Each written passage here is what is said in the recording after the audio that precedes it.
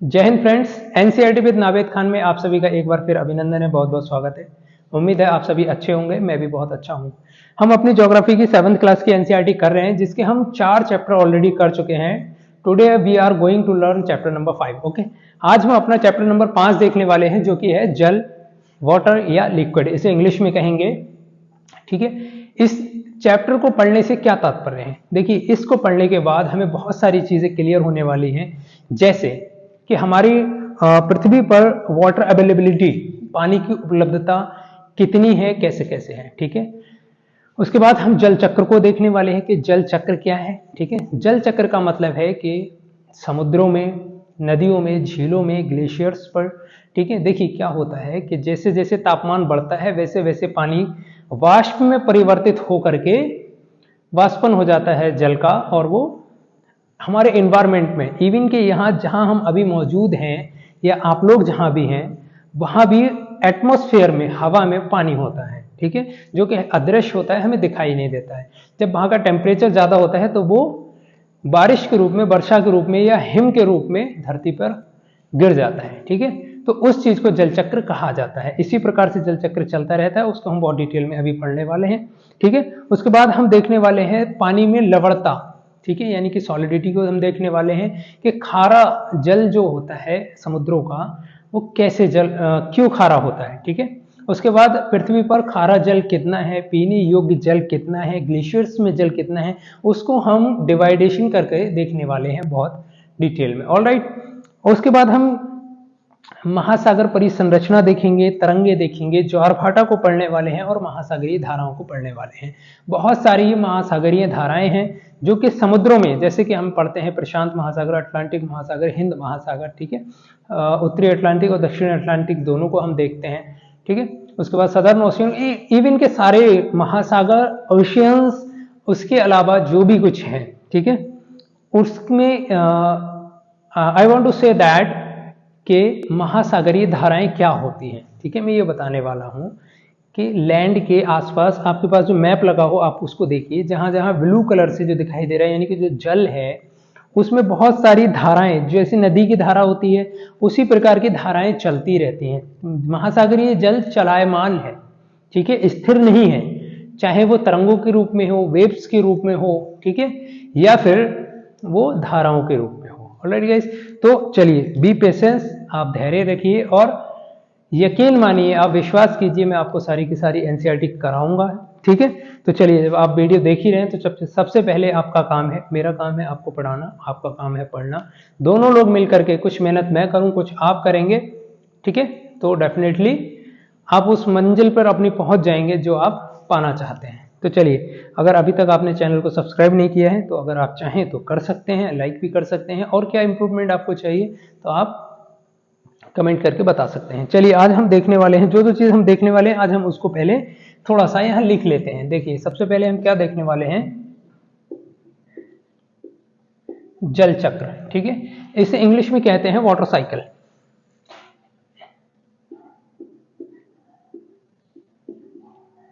ठीक है, उसके बाद हम क्या देखने वाले हैं, जल चक्र के बाद हम देखेंगे लवणता, यानी कि सॉलिडिटी।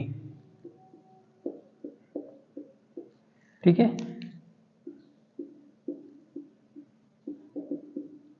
सॉलिडिटी को हम देखने वाले हैं, इसे सॉलिडिटी भी बोल देते हैं। ठीक है, एक ही वर्ड है वो।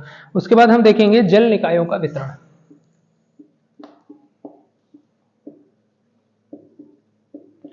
जल निकायों का वितरण, अभी हम समझेंगे कि जल निकायों का वितरण से क्या तात्पर्य है। जल निकायों से वितरण का तात्पर्य है जैसे महासागर, सागर, हिम नदी यानी कि ग्लेशियर्स, ठीक है, और उसके बाद नदियां, एटमॉस्फेयर में जो जल है, वो सारी चीजें देखने वाले हैं।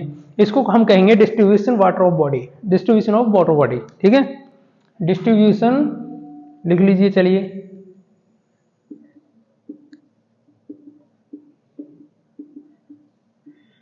Distribution of water body. ठीक है, उसके बाद हम देखने वाले हैं महासागर परिसंरचना।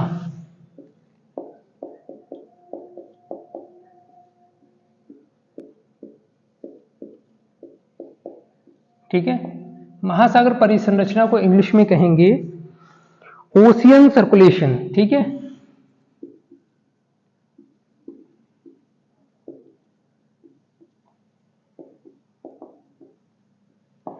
ओशियन सर्कुलेशंस या ओशियन सर्कुलेशन, इतना ही रहने दीजिए। उसके बाद हम देखेंगे तरंगे, ठीक है। इट्स मीन वेव्स, ठीक है। और हम क्या देखने वाले हैं, ज्वार भाटा,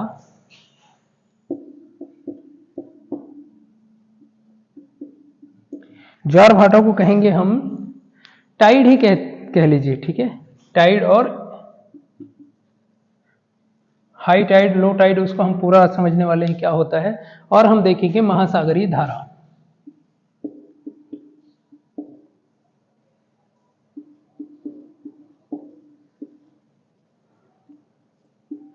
महासागरीय धाराओं के बारे में आज हम थोड़ा सा पढ़ने वाले हैं, यानी कि ओशियन करंट।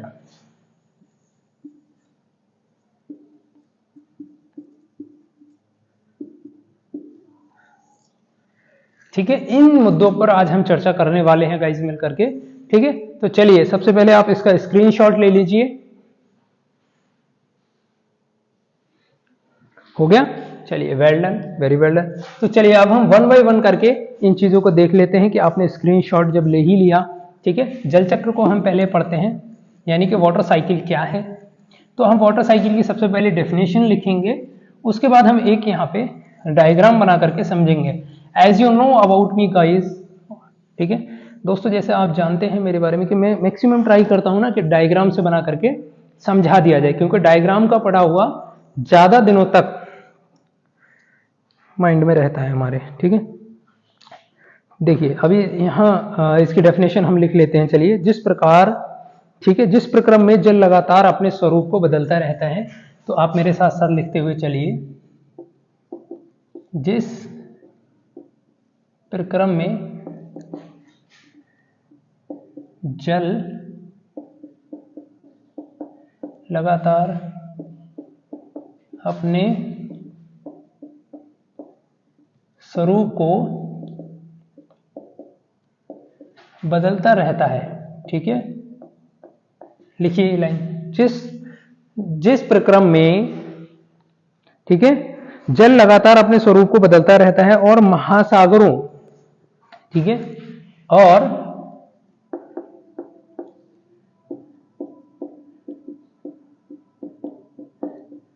महासागरों, ठीक है, वायुमंडल एवं धरती के बीच, महासागरों, वायुमंडल एवं धरती के बीच क्या करता है, चक्कर लगाता रहता है।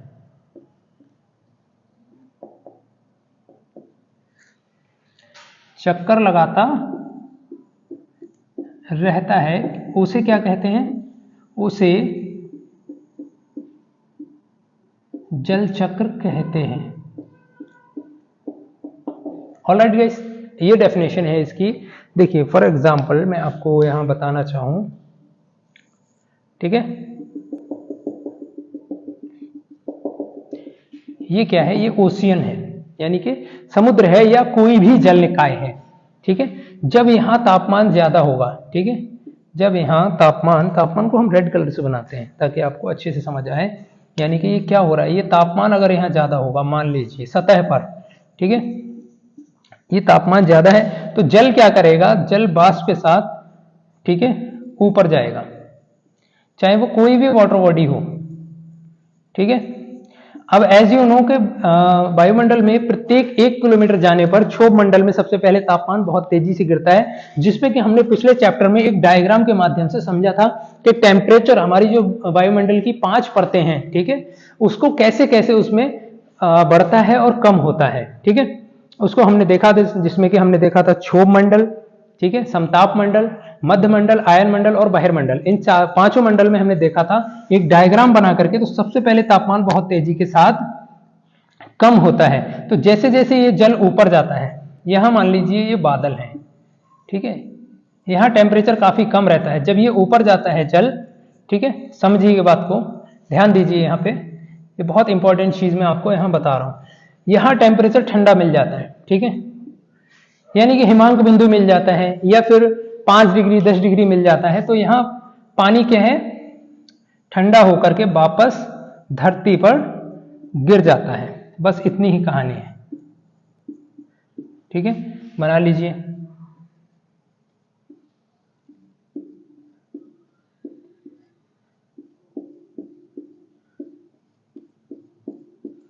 देखिए जल इस प्रकार से ऊपर उठता है, वाष्प में बदल करके ऊपर जब उसको तापमान ठंडा मिल जाता है, यहां लिख लीजिए ठंडा तापमान, ठीक है, वर्षण समुद्र अवलिक जल, ठीक है। उसके बाद यहां लिख दीजिए बाष्पन।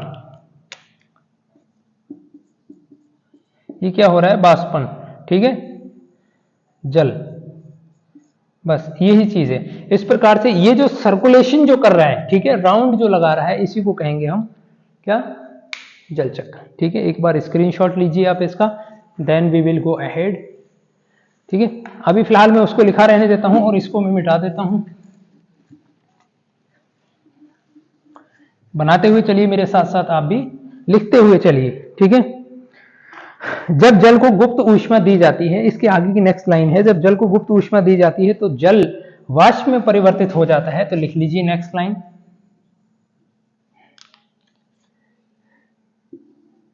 जब जल को गुप्त ऊष्मा दी जाती है तब जल वाष्प में परिवर्तित हो जाता है।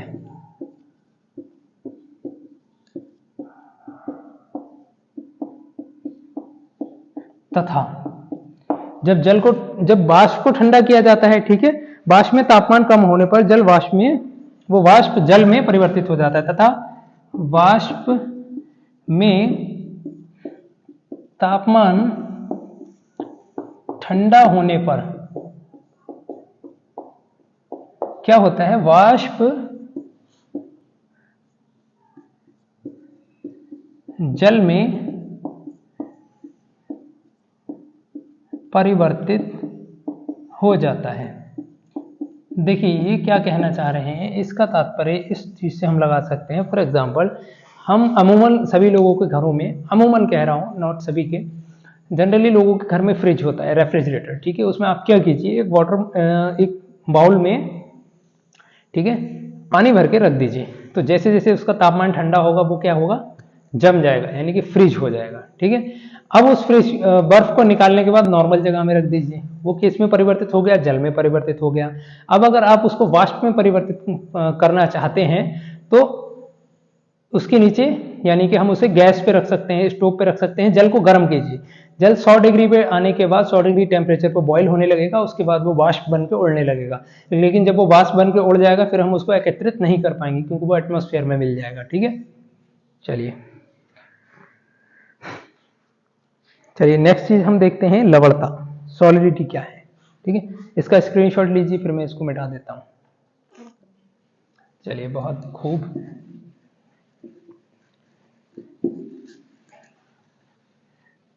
आप लोग बताइएगा इस कौन कौन मेरी वीडियो कहां कहां से देख रहा है, एक कमेंट करके आप बताइए कहां कहां तक आप लोग देख पा रहे हैं, ठीक है। नंबर 2 हमारा क्या है, लवणता।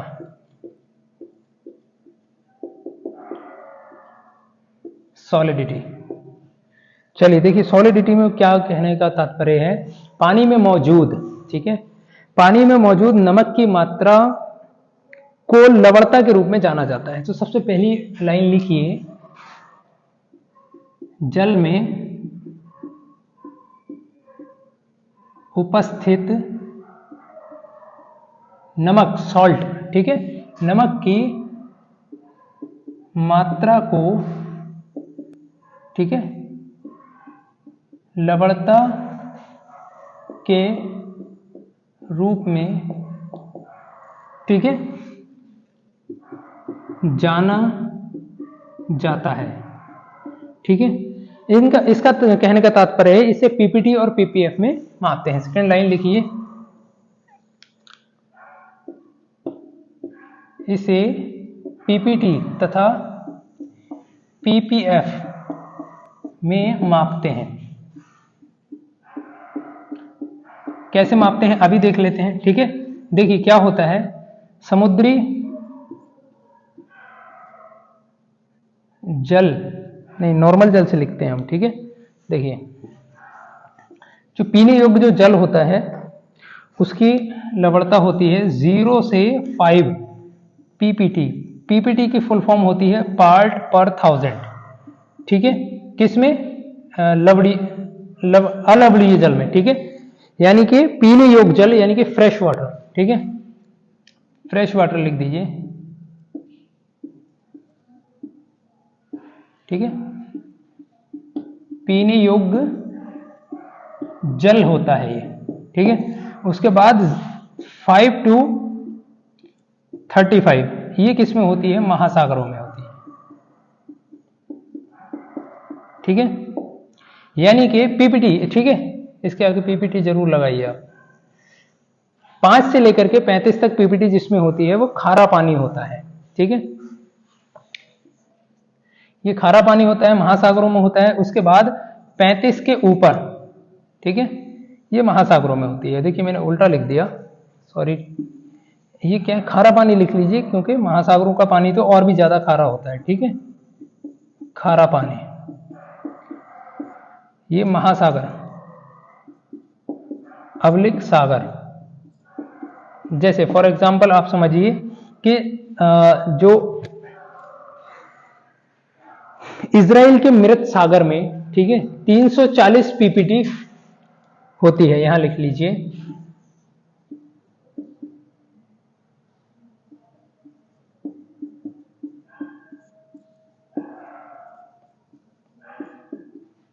मृत सागर में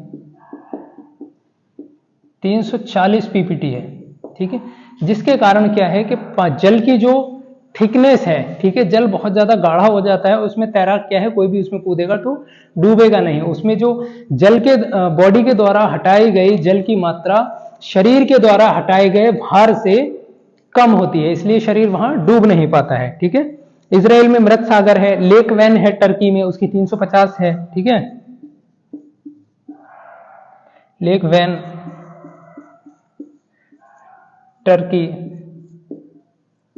350 पीपीटी में है उसकी, ठीक है। तो चलिए इस चीज को एक बार नोट कर लीजिए।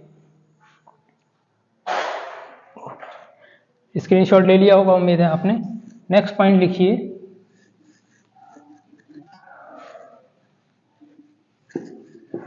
नेक्स्ट पॉइंट हम यहां देखने वाले हैं, क्या है? जल निकायों का वितरण।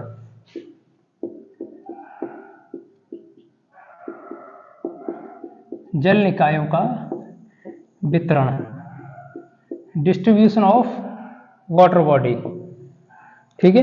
जल निकायों का वितरण हम देखिए इस प्रकार से लिख लेंगे। महासागर,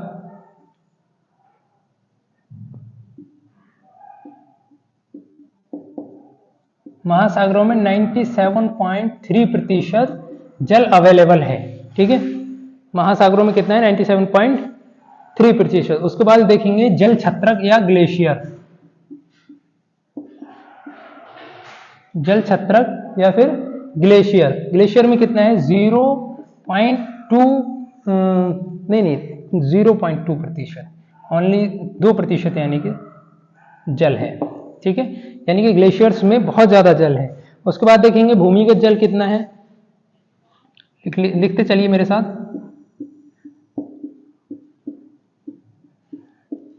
भूमिगत जल है 0.68%, ठीक है। उसके बाद देखिए झीलों का अलवणीय जल कितना है।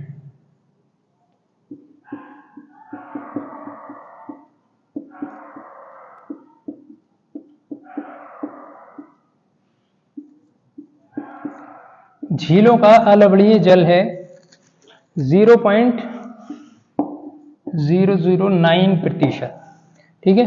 उसके बाद देखेंगे स्थलीय समुद्र एवं नमकीन झीलें।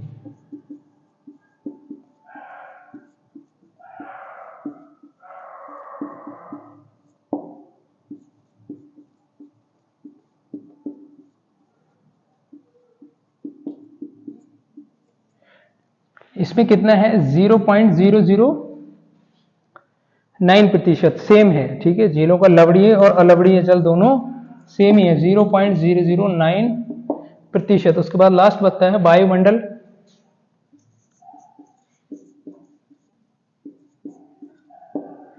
वायुमंडल में है 0.0019%।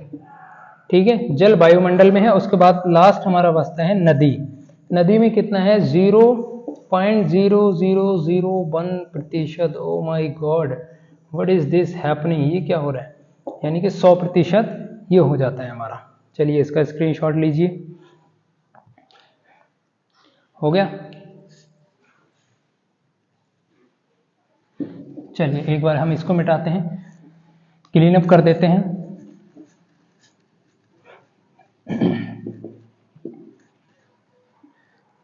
नेक्स्ट हम अपना देखते हैं महासागरीय परिसंरचना। ठीक है, महासागरीय परिसंरचना में लहर है, महासागरीय धाराएं हैं और ज्वार भाटा है। ठीक है, लहर यानी कि वेव या तरंगे हैं। चलिए इसके बाद हम थोड़ा फटाफट करते हैं। नंबर 4 पॉइंट हमारा क्या है, महासागरीय परिसंरचना।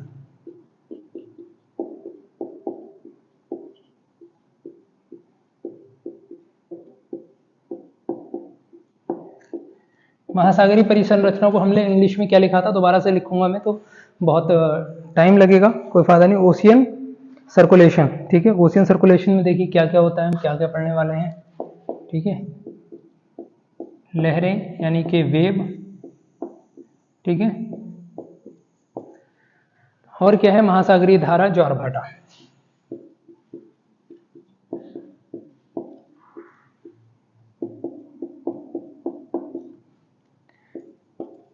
ज्वार भाटा यानी कि टाइड और ओशियनिक करंट और वेव, इन चीजों को हम देखने वाले हैं। तो सबसे पहले हम क्या लिखेंगे, लहरें। ठीक है, हेडिंग डाल दीजिए,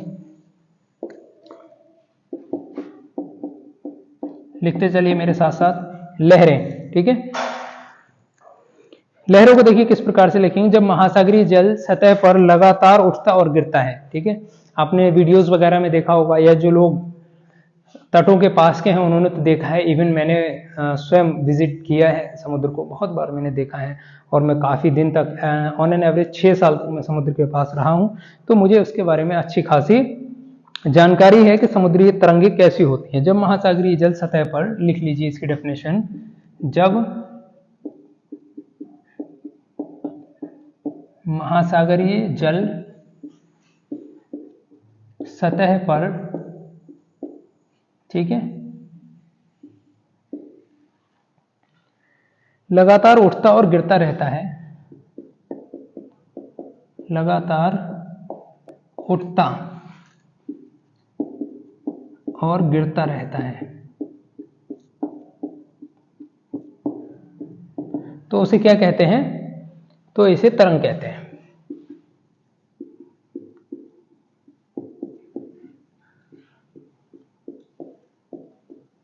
चलिए ये हो गया। उसके बाद नेक्स्ट हेडिंग डाल लीजिए।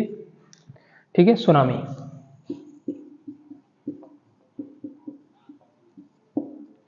सुनामी क्या है, ये एक जापानीज शब्द है, जापानीज शब्द टी सुनामी, इसे इंग्लिश में लिखेंगे अगर तो टी बना करके सुनामी लिखेंगे। ठीक है, इसका तात्पर्य है कि हार्बर लहरें भी इसे कह देते हैं, टी सुनामी। इसका तात्पर्य है कि जो पोर्ट होते हैं, ठीक है, उनको नष्ट करने वाली लहरें होती हैं, क्योंकि हम जानते हैं कि समुद्र में यानी कि जापान के आसपास वाले इलाके में बहुत ज़्यादा लहरें उठती हैं। अब वहाँ भूकंप भी ज़्यादा आते हैं, तो इसलिए वहाँ लहरें भी बहुत बड़ी उठती हैं। इसके लिखिए भूकंप, ज्वालामुखी, उद्गार।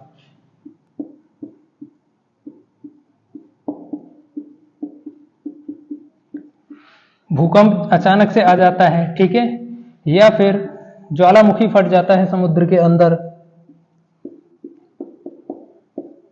या जल के नीचे भूस्खलन के कारण, ठीक है, या जल के नीचे भूस्खलन,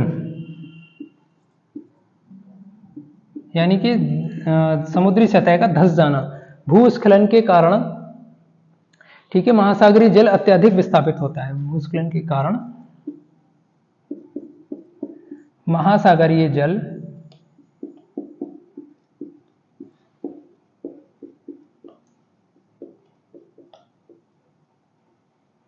अत्यधिक विस्थापित होता है।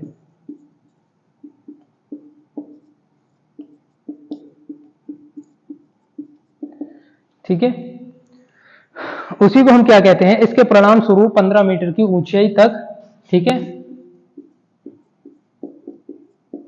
परिणाम था 15 मीटर ऊंची लहरें आती हैं और अब तक की सबसे ऊंची लहर 150 मीटर रिकॉर्ड की गई है। ठीक है, अब तक। ठीक है, बाकी मैंने इसको बता दिया कि टी सुनामी कहते हैं। चलिए फटाफट नेक्स्ट बढ़ते हैं, वीडियो ज्यादा लंबी ना हो इसलिए सिर्फ इसमें 2-3 चीजें रह गई, ज्वार भाटा रह गया है और महासागरीय धाराएं। महासागरीय धाराएं अपकमिंग क्लास में, इवन हमारी जो 11th क्लास की एनसीईआरटी है उसमें बहुत डिटेल में बताया गया है। I would like to show you NCERT. ठीक है, आई थिंक बहुत ज्यादा ढूंढना तो नहीं पड़ेगी क्या, मुझे लगता है कहीं नीचे दबी हुई है, सारी की सारी एनसीईआरटी मेरे पास रखी हुई है तो इसलिए आई थिंक थोड़ा ज़्यादा खोजना पड़ सकती है। नहीं मिल गई। ठीक है, देखिए ये जो है भौतिक भूगोल के मूल सिद्धांत, इसमें महासागरीय धाराओं को बहुत ज़्यादा डिटेल में बताया गया है। देख लीजिए ये वाली बुक है। ऑलराइट गाइस, उसके बाद अभी हम जो बुक पढ़ रहे हैं वो हमारी ये वाली बुक है, यानी कि हमारा पर्यावरण। ठीक है, चलिए come to the point without wasting the time. I am going to clean up it. Please take it screenshot. All right guys, चलिए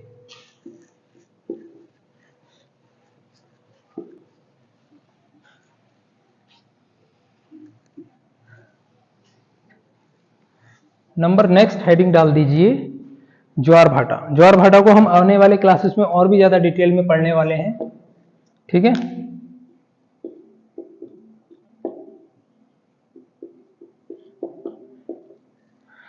ज्वार भाटा।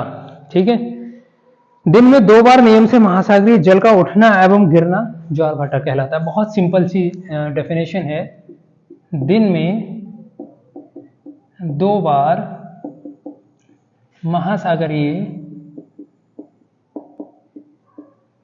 जल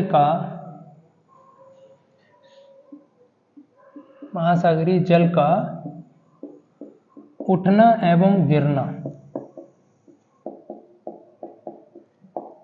कॉल्ड ज्वार भाटा।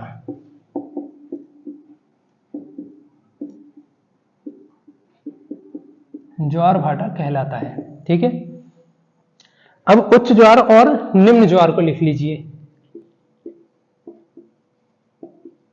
उच्च ज्वार यानी कि अपने पीक तक जब ये आ जाता है, समुद्री जल जब अपने पीक तक आ जाता है तो उसको उच्च ज्वार कहते हैं। इसको जब सर्वाधिक ऊंचाई तक उठकर जल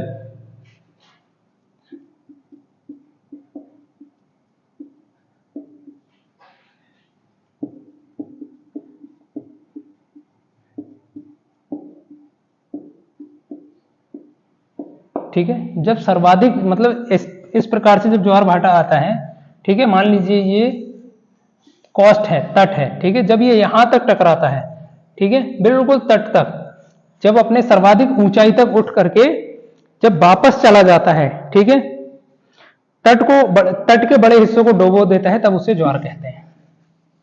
चलिए लिख लीजिए।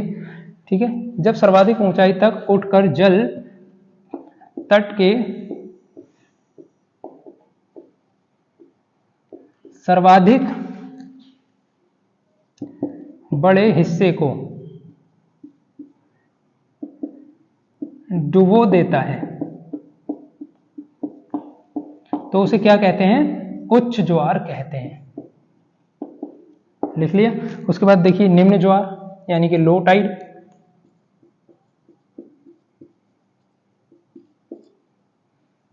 निम्न ज्वार लो टाइड। ठीक है, लो टाइड का कैसे हम डेफिनेशन लिखेंगे, लो टाइड को लिखेंगे जब जल अपने निम्नतम स्तर तक आ जाता है, वो तट के पीछे चला जाता है, तब उसे भाटा कहते हैं। ठीक है, जब जल अपने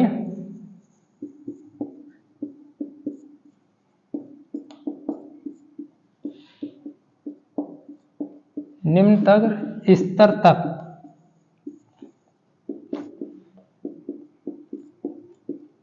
आ जाता है, ठीक है, एवं तट के पीछे चला जाता है,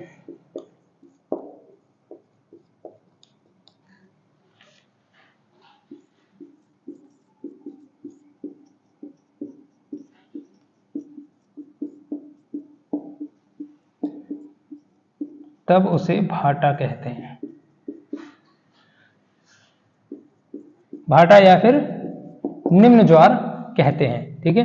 और इसके देख लीजिए ऐसा क्यों होता है, नोट करके यहां लिख लीजिए आप, सूर्य एवं चंद्रमा के शक्तिशाली गुरुत्वाकर्षण बल के कारण ऐसा होता है। नोट लिख लीजिए एक बहुत प्यारा सा, सूर्य एवं चंद्रमा के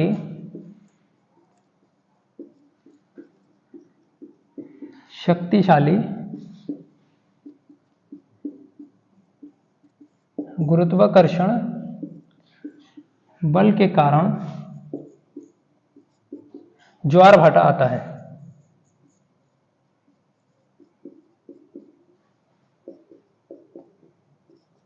अब ये लाइन को हम अभी सिद्ध करके देखते हैं, ठीक है, कैसे, एक बार स्क्रीनशॉट लीजिए, फिर मैं इसको क्लीन कर रहा हूं। नोट भी लिख लिया, चलिए पूरा मैं इसको क्लीन कर देता हूं। हम अब देखेंगे कि वो नीचे वाली लाइन जो कह रही है ऐसा सूर्य एवं चंद्रमा के शक्तिशाली गुरुत्वाकर्षण बल के कारण होता है, तो हम उसको एक बार समझने का अंडरस्टैंड करने का ट्राई करते हैं, ठीक है।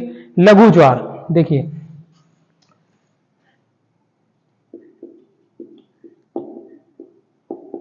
लघु ज्वार में सरकमस्टांसेस क्या होगा, लघु ज्वार में सरकमस्टांसेस ये होगी, ठीक है। ये मान लीजिए क्या है,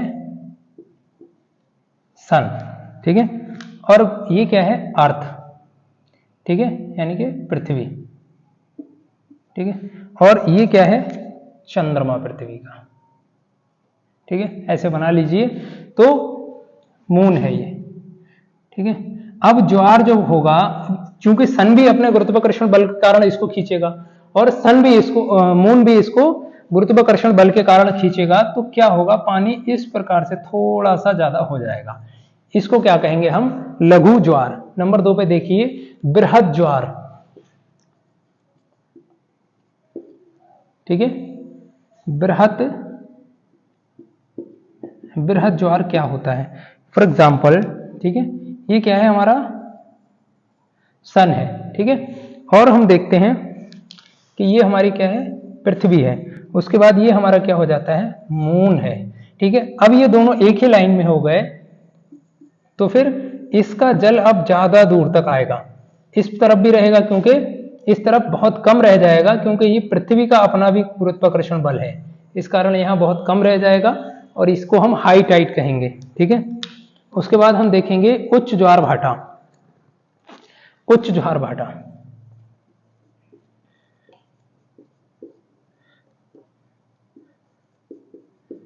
उच्च ज्वार भाटा कैसे आता है, ये देखिए, ये सन हो गया, ठीक है, और ये हमारी अर्थ हो गई और ये क्या हो गया, मून। इस सरकमस्टांसेस को हम क्या कहेंगे, उच्च ज्वार भाटा, ठीक है। चलिए इसका एक बार आप स्क्रीनशॉट लीजिए, बहुत अच्छा, थैंक यू सो मच, ठीक है। गाइज आप बताइए मुझे क्लासेस आपको कैसी लग रही हैं, जब क्लास आपने यहाँ तक देख ली definitely it is this class is beneficial for you, so please subscribe कीजिए और आगे आ जाइए। महासागरीय धाराएं,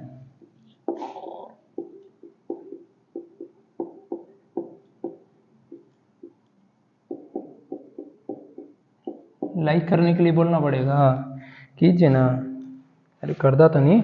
देखिए महासागरीय धाराएं पश्चिम दिशा में, ठीक है, महासागरीय सतह पर नियमित रूप से बहने वाली जल की धाराएं होती हैं। महासागरीय धाराएं गर्म व ठंडी होती है, हो सकती हैं, ठीक है। लिखिए महासागरीय धाराएं निश्चित दिशा में, इसकी डेफिनेशन लिखिए,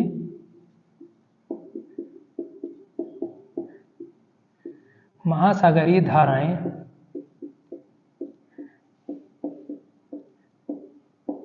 निश्चित दिशा में, ठीक है, महासागरीय सतह पर नियमित रूप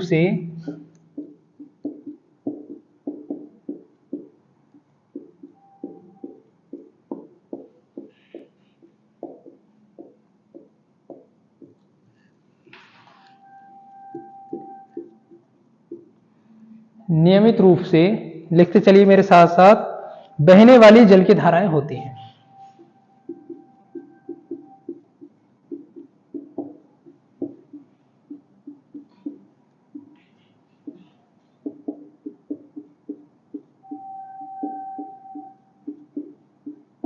ठीक है, इनको हम क्या कहते हैं? महासागरीय धाराएं। महासागरीय धाराएं गर्म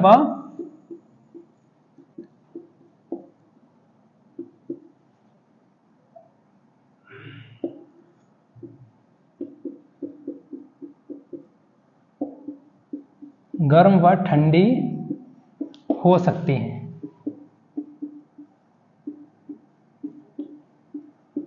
ठीक है, देखिए मैक्सिमम इसको क्या माना जाता है? फॉर एग्जांपल ये हमारी अर्थ है, ठीक है, उसको हम, ये हमारा क्या हो गया? विषुवत व्रत हो गया, 0 डिग्री रेखा हो गई। और इस प्रकार से हम देखते हैं, इस प्रकार जो धाराएं चल रही हैं, ठीक है, इस प्रकार से जो धाराएं चल रही हैं वो क्या है? ठंडी धाराएं हैं। इसको हम और डिटेल में पढ़ेंगे, अभी फिलहाल इतना ही लिख लीजिए। उसके बाद ये जो चल रही हैं इस प्रकार से, ठीक है, ये क्या है? गर्म धाराएं हैं। ठीक है, ये भी सेम।